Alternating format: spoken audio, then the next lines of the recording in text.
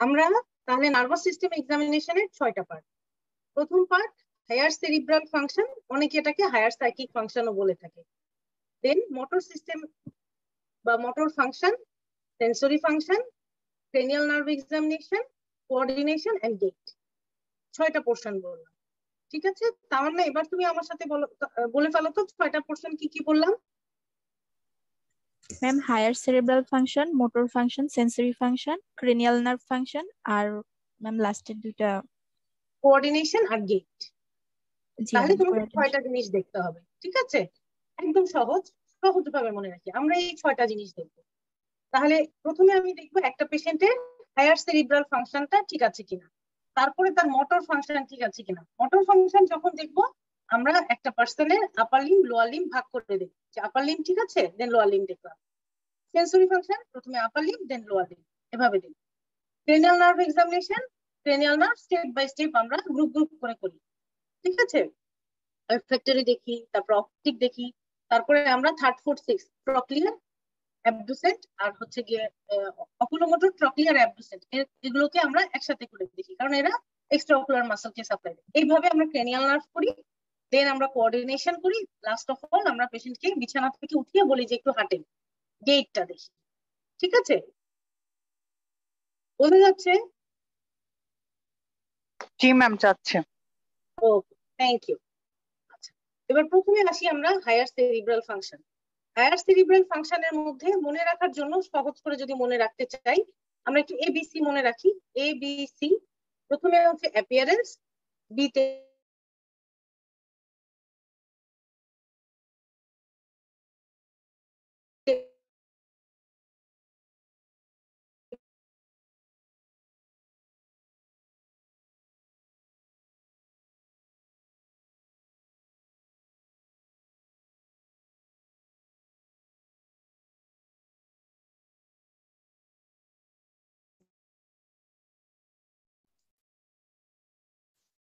Sorry, আজকে আসলে এই কিছু টেকনিক্যাল প্রবলেম হবে, যেহেতু কারেন্ট চলে যাচ্ছে আসতেছে, আমি এই জন্য ল্যাপটপে নিলাম না ক্লাসটা, ঝামেলা হবে বলে।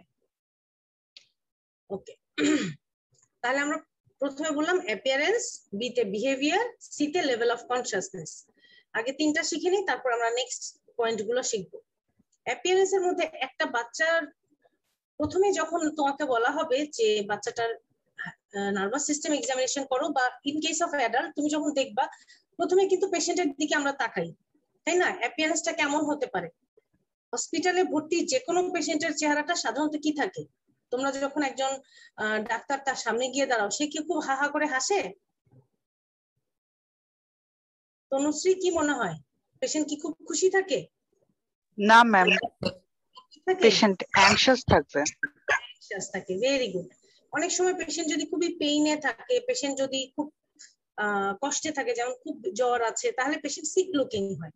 তো অ্যাপিয়ারেন্সটা আমরা এভাবে ডিসক্রাইব করব, অ্যাপিয়ারেন্স সিক লুকিং অথবা অ্যাংশাস, ঠিক আছে? অথবা পেশেন্ট এমনও হতে পারে যে স্টিয়ারিং হয়ে আছে, মানে পেশেন্টটা ভ্যাকেন্ট লুকে আছে। এটা কোন ধরনের পেশেন্টের থাকে বলো তো? তোমরা কি কখনো স্ট্রোকের পেশেন্ট দেখেছো? স্ট্রোক করার পরে যখন পেশেন্ট কনসিয়াস হয় তখন অনেক সময় পেশেন্ট একটা ভ্যাকেন্ট লুকে তাকিয়ে থাকে, মানে আসলে স্টিয়ারিং, মানে ও বুঝতে পারছে না কাকে দেখছে, ওর মানে হায়ার সাইকিক ফাংশন তখনও ঠিক হয়নি। এই ক্ষেত্রে তোমার অ্যাপিয়ারেন্সটা হবে vacant look, patient is in a vacant look বা পেশেন্ট হ্যাভ ভ্যাকেন্ট লুক, ঠিক আছে? এরপরে আসি বিহেভিয়ার। বিহেভিয়ার আমরা বাচ্চাদের ক্ষেত্রে ওভাবে আলাদা করে দেখি না, সবগুলো বাচ্চাই সাধারণত আমাদেরকে দেখলে একটু ভয় পায়, কেউ কেউ কোঅপারেট করে, কেউ কেউ কোঅপারেট করে না। কিন্তু এটা আমরা কখনোই বলবো না পেশেন্ট ইজ নন কোঅপারেটিভ, কারণ তুমি যে কোঅপারেশন করাইতে পারলা না, এটা আমাদের উপরেই দায়িত্বটা চলে আসে যে কোঅপারেশন করানোর দায়িত্ব। সো পেশেন্টের সাথে গিয়ে আমরা কি করি, আমরা যখন পেশেন্টের পাশে দাঁড়াবো, আমরা যদি ব্যাগ থেকে একটা চকলেট বের করে দিই, একটা ছোট্ট একটা খেলনা বের করে দিই, পেশেন্ট আমাদের সাথে কোঅপারেট করবে এবং বিহেভিয়ারও কর্ডিয়াল হবে, ঠিক আছে? এরপরে আসে level of consciousness. Level of consciousness এর জন্য আমরা সবাই যেটা প্রেফার করি সেটা হচ্ছে Glasgow coma scale. Glasgow coma স্কেলটা আমরা সবাই মনে রাখবো। আচ্ছা, এটা তো তোমরা মেডিসিনে পড়ার কথাই। গ্লাসগো কোমা স্কেল সম্বন্ধে আমাকে কে বলবা? আচ্ছা, দুইজনের নাম দেখতেছি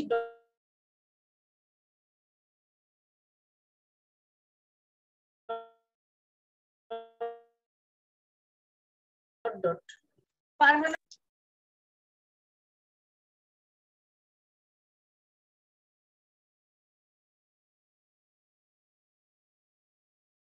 ফারহানা রোল নাম্বার 116।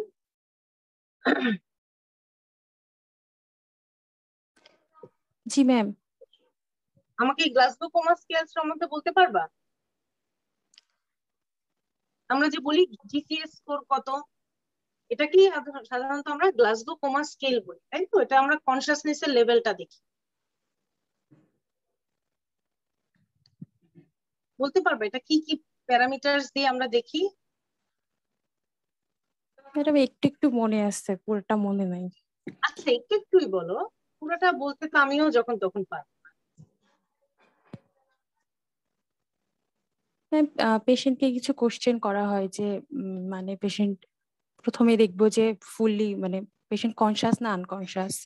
আমি তো লেভেল অফ কনসিয়াসনেসই অ্যাসেস করছি, তাহলে আমি তো এটাই দেখব। তাহলে কোন কোন প্যারামিটার দিয়ে দেখব? আচ্ছা, কিছুদিন আগে আমাদের দেশে যখন ভোটিং সিস্টেম একটু চেঞ্জ হলো, তখন নতুন একটা ইলেকট্রনিক ভোটিং মেথড আমাদের দেশে আসছে, সেটাকে আমরা কি বলি? ইভিএম, তাই না? Electronic voting machine. এই যে দেখো না, বিএনপি আওয়ামী লীগ এটা বলে ইভিএম এ ভোট ঠিক মতো কাউন্ট হয় না, ফলস ভোট দেওয়া যায় বেশি, এসব নিয়ে কমপ্লেন হয় না? তাহলে আমরা এটা মনে রাখবো, ইভিএম। ঠিক আছে? ফারহানা, বুঝতে পারছো?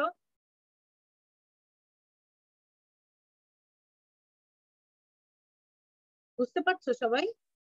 জি ম্যাডাম।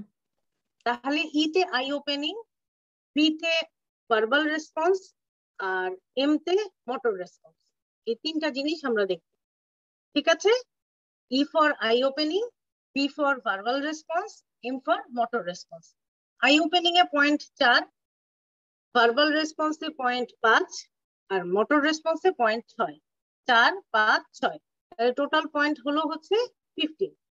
ঠিক আছে? মনে থাকবে 4, 5, 6 ইভিএম। ওকে, আমি চাই যে আজকের ক্লাসের পরে সবাই গ্লাসগো কোমা স্কেলটা যেন বলতে পারে, কারণ এটা কিন্তু খুবই লাগে। ইভেন অনেকেই দেখি যে বিভিন্ন এমবিবিএস পাশ করার পরে ইনিশিয়ালি বিসিএস দেওয়া বা অন্যান্য বাইরের কোথাও যাওয়ার জন্য প্রিপারেশন নেওয়া, এই সময়টায় সবাই বিভিন্ন অনেকেই বেশিরভাগই হয়তো ছোট ছোট হসপিটালে বা বড় কোনো কর্পোরেট হসপিটালে চাকরি করতে যায়। সেখানেও কিন্তু ওই ভাইবা বোর্ডে টুকটাক দুই একটা জিনিস জিজ্ঞেস করে, সেখানেও জিসিএস স্কোরটা জিজ্ঞেস করে যে জিসিএস কিভাবে মাপে। ঠিক আছে? তো জিসিএস আমাদের সব সময় লাগে। আই ওপেনিং এ আমরা বলেছি যে পয়েন্ট হচ্ছে 4। ঠিক আছে? 4 এর ভিতরে একটা পেশেন্ট যদি স্পন্টেনিয়াসলি আই মুভমেন্ট, আই খুলছে বন্ধ করছে, তাহলে তার পয়েন্ট 4। যদি আমি তাকে নাম ডাকছি, বাচ্চাকে নাম ধরে ডাকছি, মা নাম ধরে ডাকছে, তখন বাচ্চা চোখ খুলছে, তার পয়েন্ট 3। তার মানে সে সবসময় চোখ খোলে না, শুধু নাম ধরে ডাকলেই চোখ খোলে, তার পয়েন্ট 3। অথবা বাচ্চা শুধু পেইনফুল স্টিমুলি দিলে চোখ খুলছে, তার পয়েন্ট 2। আর বাচ্চা কোনো অবস্থাতেই চোখ খুলছে না, বাচ্চা একেবারেই আনকনসিয়াস, চোখ বন্ধ করে রাখছে, তখন তার পয়েন্ট 1। ঠিক আছে? ক্লিয়ার?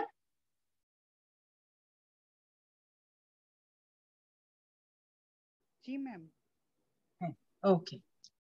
এরপরে হচ্ছে এরপরে আসি আমরা ভার্বাল রেসপন্স। ভার্বাল রেসপন্স হচ্ছে পেশেন্ট ফুললি ওরিয়েন্টেড। তোমরা, আমি এখন যে অবস্থায় আছি এটা হচ্ছে ফুললি ওরিয়েন্টেড, যে কোথায় আছেন বাবা, আমি হাসপাতালে আছি, আপনার কি হয়েছিল, আমি হয়তো অজ্ঞান হয়ে গিয়েছিলাম বা খিঁচুনি হয়েছিল, এই ধরনের কোনো কথা যখন বলে, বাচ্চা ফুললি ওরিয়েন্টেড, সে তার মাকে চিনছে, সে যে হসপিটালে বসে আছে সেটাতে সে ওরিড বা সে কান্নাকাটি করছে, এটা হচ্ছে ভার্বাল রেসপন্সের, তার পয়েন্ট হচ্ছে 5। আমি যদি পেশেন্টকে জিজ্ঞেস করলাম যে বাবা আপনি কোথায় আছেন, বা বাবু তুমি কোথায় আছো, ছোট একটা বাচ্চা কথা বলতে পারে 5-6 বছর, কোথায় আছো, তখন সে চারিদিক দেখছে কিন্তু কনফিউজ, সে বুঝতে পারছে যে সে বাসায় নাই, কিন্তু সে যে কোথায় সেটাও সে বুঝতে পারছে না, তাহলে তার পয়েন্ট এখানে 4। ঠিক আছে? দেখা গেল বাচ্চাটা অসুখ হওয়ার আগে, স্ট্রোক হওয়ার আগে বাচ্চাটা ফুললি কথা বলতো। মা বলছে যে আমার বাচ্চা পরিষ্কার কথা বলে। এখন যখন তুমি বাচ্চাকে জিজ্ঞেস করলা যে বাবা তোমার নাম কি, সে এমন একটা অ্যাবনর্মাল শব্দ বললো যে সে তোমার কথার রেসপন্সেই কথা বললো, কিন্তু শব্দটা অ্যাপ্রোপ্রিয়েট হলো না। ঠিক আছে, তুমি নাম জিজ্ঞেস করলে সে বললো আমি ভাত খাইনি, তাহলে ইনঅ্যাপ্রোপ্রিয়েট ওয়ার্ডস, এটার পয়েন্ট হচ্ছে 3। আর যদি পেশেন্টকে তুমি কোনোভাবে কথা বলাতে না পারো, কিন্তু তুমি যখন আই ওপেনিং এর জন্য আইসে ওপেন করছে না, তুমি দেখার জন্য তাকে পেইনফুল স্টিমুলি দিয়েছিলে, হয়তো হাতে একটা হালকা করে চাপ দিয়েছিলে, অথবা একটু চিমটি ঠিক বলা যাবে না, একটু প্রেসার দিয়েছিলে, তখন সে একটা ইনকম্প্রিহেন্সিভ একটা আওয়াজ করেছে, আ করে অথবা গো গো আওয়াজ করে, তাহলে তার পয়েন্ট হচ্ছে 2। আর কোনোই ভার্বাল রেসপন্স নাই, পেশেন্ট একদম মিউট, পয়েন্ট হচ্ছে 1। এই পর্যন্ত ক্লিয়ার? আমাদের মনিটর কোথায়? মোস্তাকিন? জি ম্যাডাম। জি ম্যাডাম। মোস্তাকিন, আমি যতটুকু বললাম তুমি ততটুকু বলো তো, গ্লাসগো কোমা স্কেল। ম্যাডাম প্রথম আই ওপেনিং, আই ওপেনিং আমরা দেখবো যে পেশেন্টটা একটু স্পিচ কথা বলতে পারতেছে, স্পন্টেনিয়াসলি কথা বলতে পারতেছে। আই ওপেনিং এ কথা বলবে না, আই ওপেনিং এ চোখ খুলে রাখবে, স্পন্টেনিয়াস আই মুভমেন্ট। তারপরে পেইন দিলে কথা বলতে, কন্টিনিউয়াসলি কথা বলতে পারে, আইটা ওপেন করতে পারে, তাহলে চাপ দিব। আর যদি পেইন দিলাম বা কথা বললাম, আমি কথা বললাম যে আপনি চোখটা খুলেন, তখন 3 দিব। আমি যদি প্রেসার বা পেইন দেই তাহলে 2 দিব, আর যদি খুলতে না পারে তখন আমি 0 দিব। 0 না, 1 এখানে কোনো 0 নাই। গ্লাসগো স্কেল ভার্বাল রেসপন্স দেখব, ভার্বাল রেসপন্স হ্যাঁ 1 দেব। এখন ম্যাডাম যদি আমি তো ভার্বাল রেসপন্স দেখবো, ভার্বাল রেসপন্স কোন পেশেন্ট যদি ওরিয়েন্টেড থাকে, আমি কথা বলতেছি তার সুন্দর রেসপন্স করতেছে, ওরিয়েন্টেড, এখন তারপরে যদি ওরিয়েন্টেড থাকে তাহলে তার পেশেন্টের 5 দিব। আর যদি কোনো পেশেন্টের যে কথা বলতেছি সে কনফিউজড আছে, তাহলে 4 দিব। এখন যদি কোনো পেশেন্টের আমি কথা বলতেছি সে একটা ইনকমপ্রেসিভ বা ইনঅ্যাপ্রোপ্রিয়েট ওয়ার্ড বলতেছে, তখন তাকে 3 দিব। এবং যদি কোনো পেশেন্টের আমি যখন পেইন দিচ্ছিলাম আই ওপেনিং এর জন্য, তাহলে পেশেন্টটা কোনো শব্দ করতেছে না, যেমন একটা ইনকমপ্রেসিভ ওয়ার্ড যেমন এরকম যদি করে, তাহলে তাকে আমি 2 দিব। আর যদি কোনোই রেসপন্স না করে তাহলে 1 দিব। Very good, thank you. এরপরে আসি আমরা best motor response. Best motor রেসপন্সে আমরা বলেছিলাম পয়েন্ট কত হবে? টোটাল 6। ঠিক আছে, 6 এর ভিতরে আমরা কি করব? পেশেন্টকে বললাম বাবা আপনার হাতটা উঁচু করেন তো সে আমার হাতটা কমেন্টটা ফলো করতে পারলো, আমি কমেন্ট দিলাম সে সেটা ফলো করতে পারলো। যেমন আমাকে যদি বলা হয় হাত উঁচু করো, আমি হাত উঁচু করলাম, তাহলে আমার পয়েন্ট হবে 6। যদি আমি দেখলাম যে আমি হাত উঁচু করতে বললাম কিন্তু সে হাত উঁচু করতে পারলো না, কিন্তু পেশেন্ট কিন্তু হাত পা নাড়াচ্ছে, তাহলে আমার ধারণা যে পেশেন্টের মোটর মুভমেন্ট আছে। তখন দেখা গেল আমি তার হাতে একটু প্রেস করলাম, তার হাতে আমি হালকা করে প্রেস করলাম, খুব বেশি জোরে দেওয়া যাবে না, বাচ্চাদের ক্ষেত্রে এটা মারা খুবই ডিসলাইক করে, যেন খুব বেশি ব্যথা দেওয়া যাবে না। আমরা তার কাফ মাসেলে অথবা আর্মে, আমরা ফোর আর্মে অথবা আর্মে আমরা একটু প্রেস করব। দেখা গেল আমি যখনই প্রেস করলাম পেশেন্ট সেই জায়গায় অন্য হাতটা দিয়ে ওই জায়গাটায় হাত দিল, সেই হাতে তো তুমি হাত দিয়ে আছো, তখন সে অন্য হাতটা দিয়ে ওই জায়গাটায় সে হাত দিল, মানে কি সে তার কোথায় পেইন হচ্ছে সেটাকে সে লোকালাইজ করলো, তাহলে তার পয়েন্ট হবে 5। পেশেন্ট লোকালাইজ করছে না, কিন্তু তুমি যখন প্রেস করছো তখন সে ওই হাতটাই সরাচ্ছে, তাহলে তার পয়েন্ট হবে 4। পেশেন্ট অ্যাবনর্মাল ফ্লেকশন পজিশনে আছে, তাহলে তার পয়েন্ট হবে 3। আর পেশেন্ট অ্যাবনর্মালি এক্সটেনশন পজিশনে আছে, এটাকে বলা হয় 2। অথবা তার কোনোই মুভমেন্ট নাই, তার পয়েন্ট হবে 1। আমরা এই মোটর রেসপন্সটা আরেকবার বলি। যদি পেশেন্ট আমার কমেন্ট ফলো করে, হাত উঁচু করেন, পা উঁচু করেন, করতে পারছে, তাহলে তার পয়েন্ট 6। পেশেন্ট কমেন্ট ফলো করছে না, আমি মডারেট অ্যামাউন্ট অফ পেইন বা মাইল্ড অ্যামাউন্ট অফ পেইন তাকে এক্সার্ট করলাম, তার হাতে চাপ দিলাম অথবা কাফ মাসেলে চাপ দিলাম, দেখা গেল অন্য একটা লিম্ফ দিয়ে সে সেই জায়গায় হাত দিল বা পা দিয়ে টাচ করলো, তার মানে সে পেইনটাকে লোকালাইজ করতে পারছে অথবা সে হাত দেওয়ার চেষ্টা করছে, তাহলেই তার পয়েন্ট হবে 5। সে লোকালাইজও করতে পারছে না, বাট যেই লিম্বে আমি পেইন দিচ্ছি সেই লিম্বটাকে সে সরানোর চেষ্টা করছে, তার মানে উইথড্র করছে, তার পয়েন্ট হবে 4।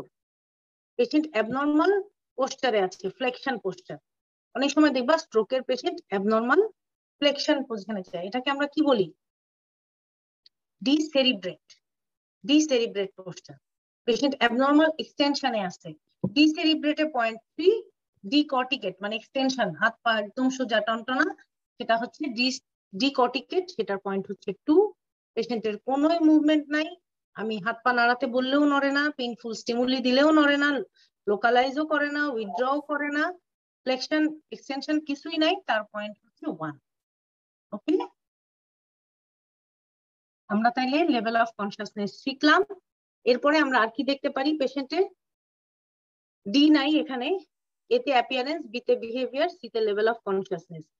এখানে আমরা কোঅপারেটিভ, অনেকে সিতে বলতো, এখন কোঅপারেটিভটা উঠে গেছে, কারণ এক্সপেক্টই করা হয় পেশেন্ট তোমার সাথে কোঅপারেট করবে, তুমি পেশেন্টকে অতটুকুই কাউন্সিলিং করে নিবা। আচ্ছা, কোঅপারেশন চলে গেল, ডি নাই এখানে। ইতে ইমোশনাল স্টেট সাধারণত বাচ্চারা সবাই হ্যাপি থাকে, বা আমরা বলবো যে সিক। ইমোশনাল স্টেট এখানে আর বাচ্চাদের জন্য খুব বেশি জরুরি না। এরপরে আসি আমরা স্পিচ আর মেমোরি। স্পিচ হচ্ছে, স্পিচের ভিতরে বাচ্চারা সাধারণত, তুমি মাকে জিজ্ঞেস করবা যে মা আপনার বাচ্চা কথা বলতে পারে, বা বাচ্চার বয়স দেখে কথা বলতে পারে। যদি অ্যাডাল্ট হয় তাহলে উনি তো আগে সব কথাই বলতে পারতেন, যখন তুমি কথা বলবা ওনার কথা বলার ভঙ্গি বা কথা বলার তুমি ইয়াটা দেখবা যে তার আর্টিকুলেশনটা ঠিক আছে কিনা, বা সে কথা ঠিক মতো বলতে পারছে কিনা। এখানে দুইটা জিনিস একটু জানতে হবে, একটা হচ্ছে ডিসআর্থিয়া আর একটা হচ্ছে গিয়ে অ্যাফাসিয়া। ঠিক আছে, দুইটা টার্ম আমাদের আছে। অ্যাফাসিয়া মানে কি কেউ বলতে পারবা? ফারহানা আক্তার রিয়া, রোল নাম্বার 105, বলতে পারবে অ্যাফাসিয়া মানে কি?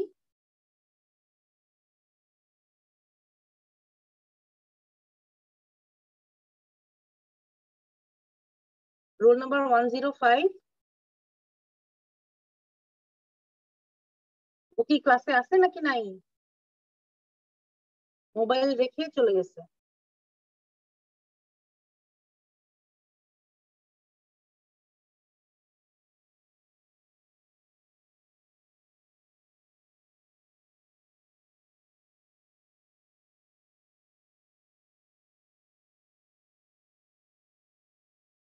আচ্ছা, আর কেউ বলতে পারবা?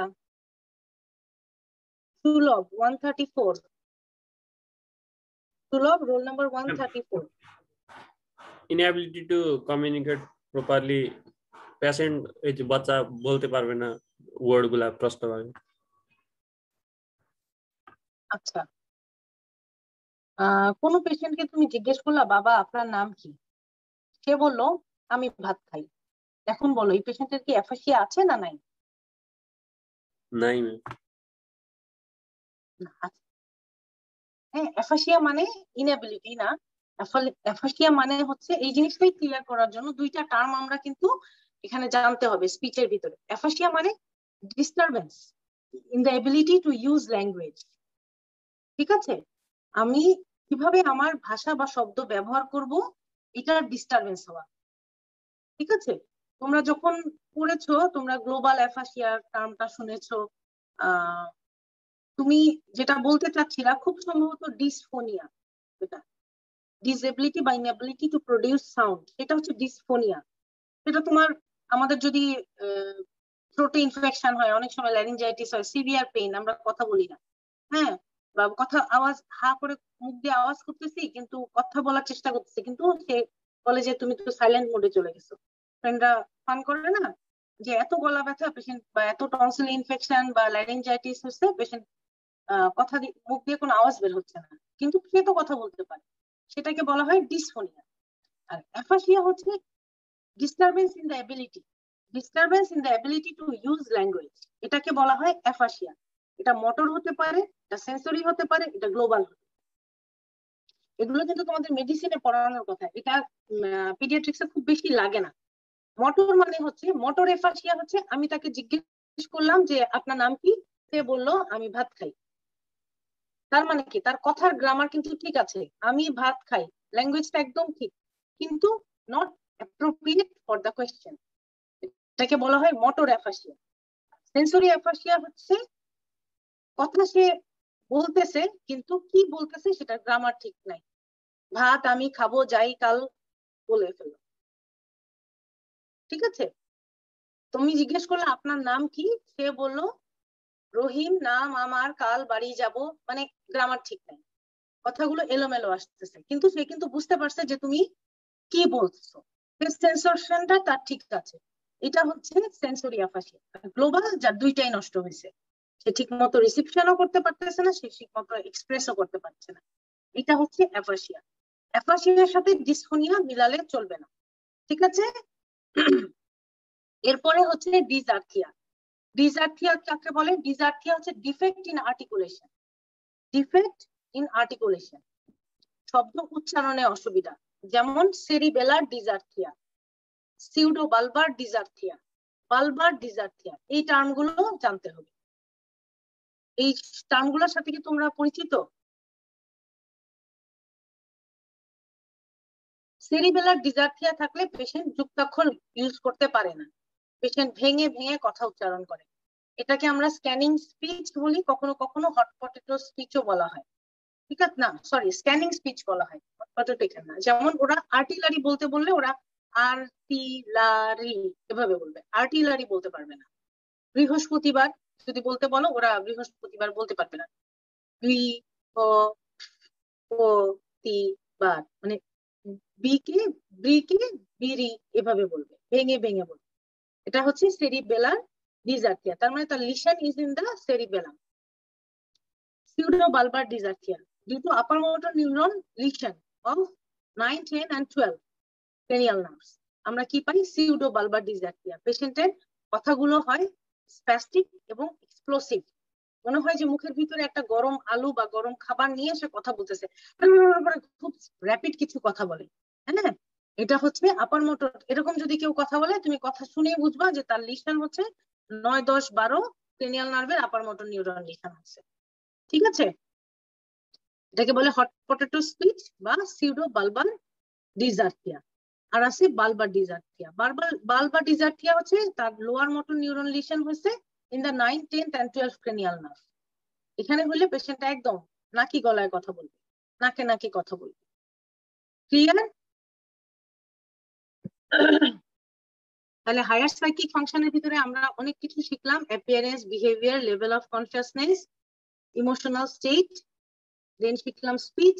এরপরে আসছে মেমোরি। মেমোরির ক্ষেত্রে আমরা কখনোই বাচ্চাদেরকে খুব কঠিন কোনো কিছু জিজ্ঞেস করবো না। বড়দের ক্ষেত্রে সাধারণত আমরা জিজ্ঞেস করি যে আপনি কোথায় আছেন, আপনার ছেলে মেয়ে কয়জন, দু একজনের নাম জিজ্ঞেস করি। আর বাচ্চাদের ক্ষেত্রে শান্ত ছোটখাটো বাচ্চার বয়স বুঝে তাকে আমরা হয়তো কোনো একটা রাইমস বলতে বলি, তার বয়স আন্দাজ করে। কখনোই তার বয়সের অ্যাপ্রোপ্রিয়েট না, তার থেকে একটু কম বয়সীরা যা পারা উচিত সেরকম কোয়েশ্চেন করি, ঠিক আছে? বাবু তোমার নাম কি, এই ধরনের কোয়েশ্চেন দিয়ে তার মেমোরি আমরা অ্যাসেস করতে পারি, ঠিক আছে? বোঝা যাচ্ছে? আমি কিন্তু কোনো স্ক্রিন শেয়ার করছি না, ক্লিনিক্যাল ক্লাসে কোনো স্ক্রিন শেয়ার করে ব্যাপারটাকে খুব বেশি কঠিন করে ফেলছি না। জি ম্যাম, বোঝা যাচ্ছে। বোঝা যাচ্ছে? Last but not the least, এরপরে আসে orientation of time, place, person. বাচ্চাদের ক্ষেত্রে এটা খুব বেশি জরুরি না, এবং তার চেয়েও বেশি জরুরি হচ্ছে সাইন্স অফ মেনিনজিয়াল ইরিটেশন। এটা হায়ার সেরিব্রাল ফাংশনের একদম last point, but it is the most important point. আমরা সাইন্স অফ মেনিনজিয়াল ইরিটেশন বলে 3টা জিনিস দেখি, বাচ্চাদের ক্ষেত্রে এটা আমরা 4টা জিনিস খেয়াল করি, ঠিক আছে? 3টা জিনিস দেখি মানে এক্সামিনেশন করি, আর একটা জিনিস খালি চোখ দিয়ে দেখি। কেউ কি বলতে পারবে আমাকে এই জিনিসটা?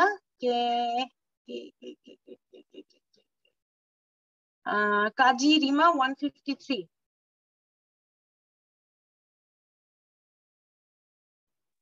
আসসালামু আলাইকুম ম্যাম। ওয়ালাইকুম আসসালাম। তুমি কি বলতে পারবে আমাকে যে সায়েন্স অফ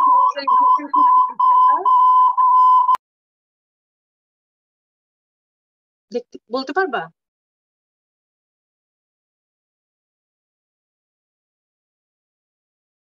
আমরা যখন জুমে ক্লাস করব, আমরা ওই একই ডিভাইসে অন্য কোনো অ্যাপ ইউজ করব না, মানে হয়তো অন্য কোনো গান শুনছিলাম বা এরকম কোনো কিছু একসাথে করে রাখলে তখন দেখা যায় যে ইকো হয় বা অন্য কথা জোরে শোনা যায়, ইকো হতে থাকে। আর কেউ বলতে পারবা সায়েন্স অফ মেনিনজিয়াল ইরিটেশন কি? কৃষ্ণ গোপাল সরকার, রোল নাম্বার 119, বলতে পারবা?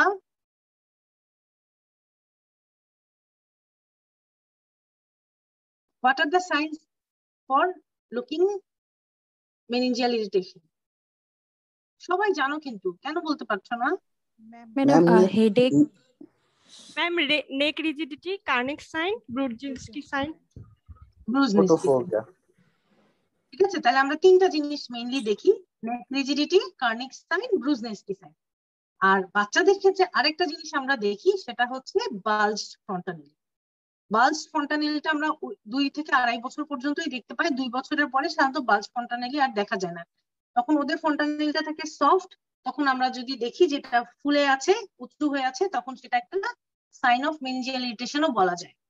ঠিক আছে, বাল্জ ফ্রন্টানেলি থাকে একটা পেশেন্টের, পেশেন্ট যদি সিভিয়ারলি টক্সিক হয়, পেশেন্ট যদি খুবই চিৎকার করতে থাকে, তাহলে আমরা গেস করে নিই যে পেশেন্টটা মেনিনজিয়াল ইরিটেশন হচ্ছে। নেক রিজিডিটি কিভাবে দেখি? আমরা পেশেন্টের মাথার নিচে 2টা হাত দিব, আর ছোট বাচ্চা হলে একটা হাত দিয়ে আস্তে করে তার চিনটাকে দেখবো যে স্টারনামকে টাচ করে কিনা, কিন্তু কখনোই আমরা খুব জোরে প্রেস করবো না বা সাডেনলি করবো না, যাতে মাও ভয় পায়, বাচ্চাও ভয় পায় বা ব্যথা পায়। আর অনেকে আমরা করি কি, যখন নেক রিজিডিটি দেখতে চাই তখন পেশেন্টের চেস্টে আর একটা হাত দিই, মানে একটা হাত মাথার পিছনে দিয়ে আর একটা হাত চেস্টে দিই। এটা হাত দিবা না, শুধু একটা হাত মাথায় দিয়ে আগে পেশেন্টকে বলে নিবা যে বাবা আমি আপনার ঘাড়ের নিচে হাত দিচ্ছি, আপনি আপনার থুতনিটা বুকের সাথে লাগানোর চেষ্টা করেন।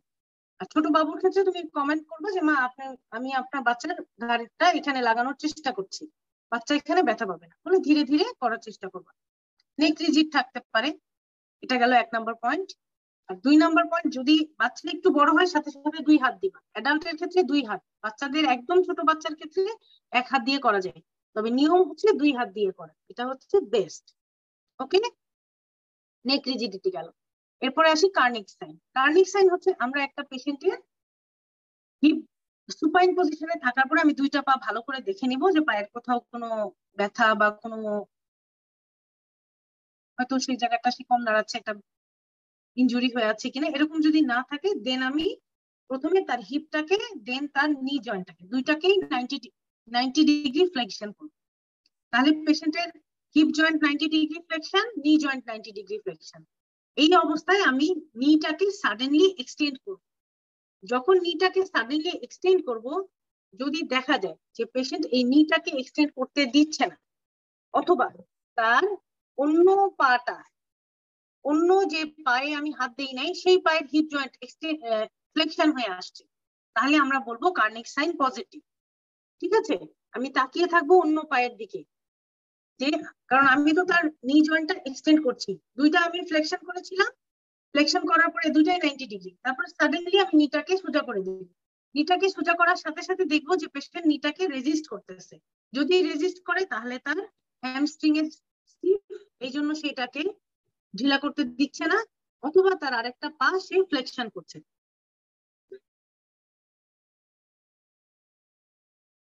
আচ্ছা, সো দেখা যাবে যে এটা হচ্ছে কার্নিক সাইন। এরপরে আসে ব্রুজনেসকি সাইন। ব্রুজনেসকি সাইন হচ্ছে যদি আমরা পেশেন্টের নেক রিজিডিটি দেখতে চাই, তখন যদি পেশেন্টের কি হয়, তখন যদি পেশেন্টের নেক রিজিডিটি দেখার সময় পেশেন্টের যে কোনো পায়ের হিপ জয়েন্ট ফ্লেকশন হইতে চায় বা পা ভিতরের দিকে হিপ অথবা নি ফ্লেকশন হতে চায়, তাহলে সেটাকে আমরা বলবো ব্রুজনেসকি সাইন। বোঝা গেল?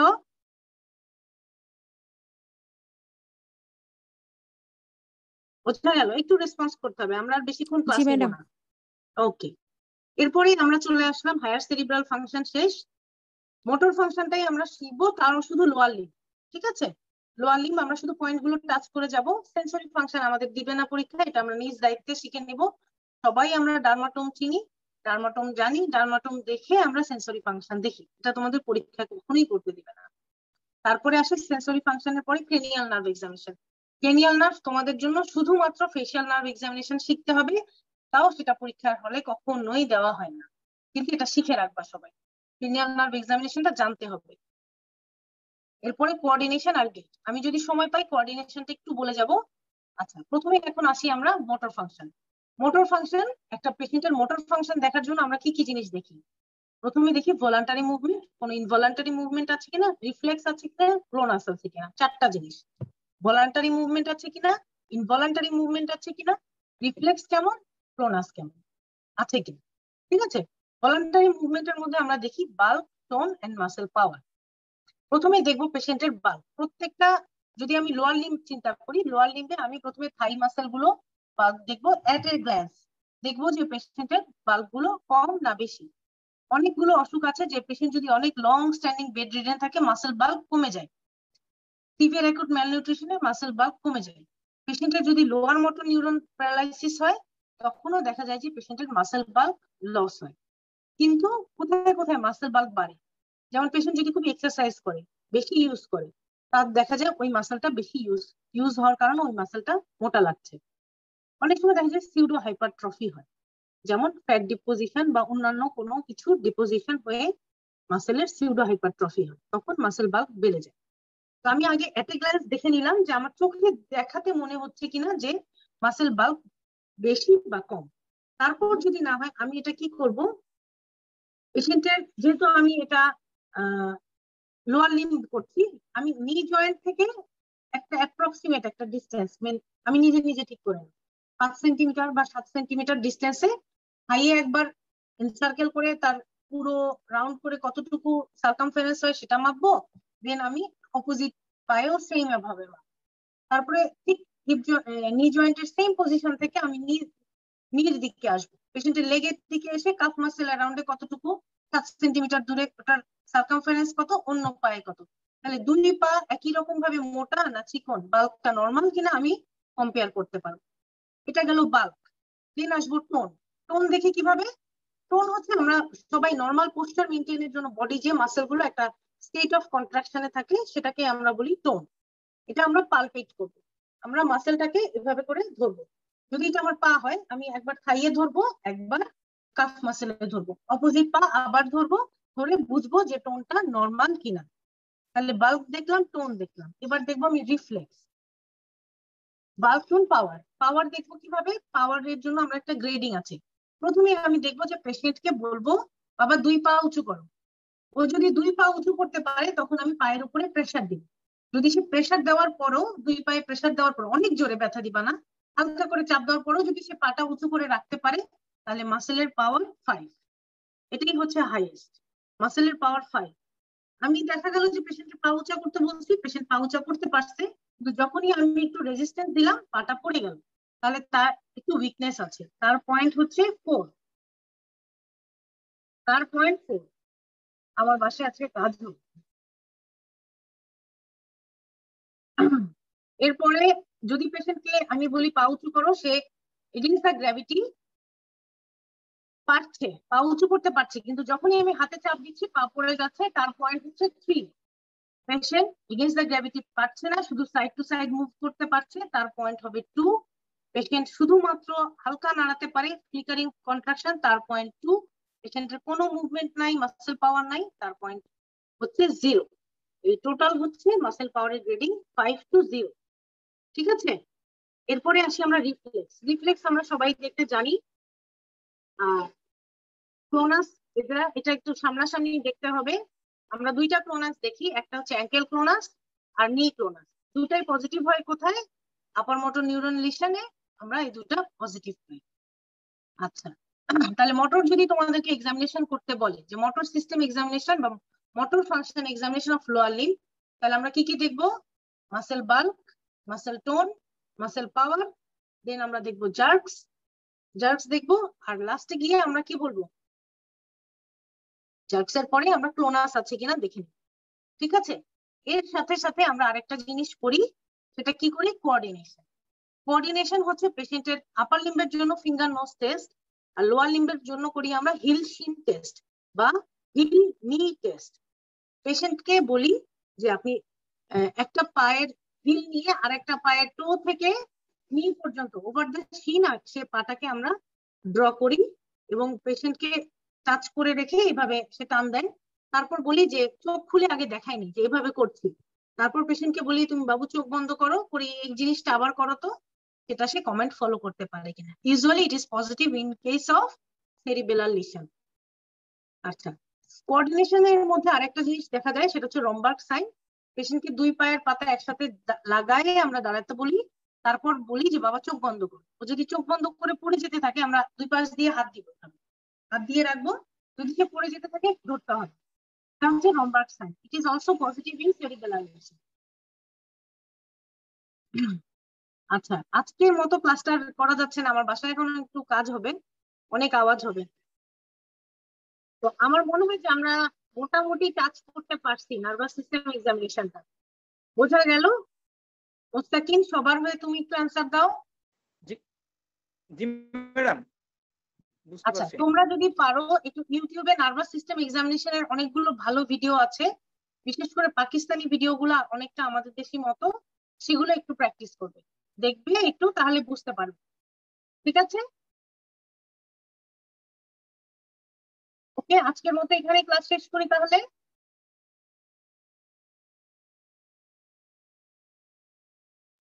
জি ম্যাম। ওকে, ঠিক আছে। আল্লাহ আসসালামু আলাইকুম। হাফেজ। আসসালামু আলাইকুম ম্যাডাম।